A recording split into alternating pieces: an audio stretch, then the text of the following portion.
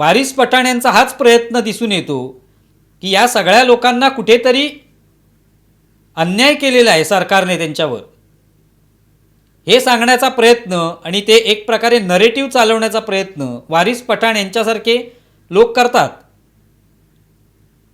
आणि या पक्षाचा इतिहास राहिलेला आहे की प्रामुख्याने मुस्लिम जे आहेत ते कधी अपराधी असणारच नाहीत. मुस्लिमांमध्ये गुन्हेगारीच नाही, सगळं जग गुन्हेगार आहे आणि मुस्लिमांवर अन्याय करते हेच सातत्याने दाखवण्याचा प्रयत्न या पक्षाचा असतो, त्यातल्या नेत्यांचा असतो. नाशिकमध्ये जे कॉर्पोरेट जिहादचं प्रकरण घडलं त्याच्यामध्ये सुद्धा निदा खान ही जी त्यातली एक कर्मचारी होती तिला पकडण्यात आलं. ती अनेक दिवस फरार होती.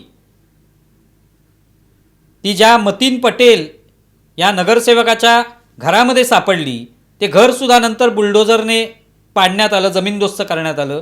ते अनधिकृत असल्याचं समोर आल्यानंतर तेव्हा पण या सगळ्या प्रकरणामध्ये या निदा खानची बाजू घेण्यात किंवा मतीन पटेलची बाजू घेण्यात हाच पक्ष पुढे होता.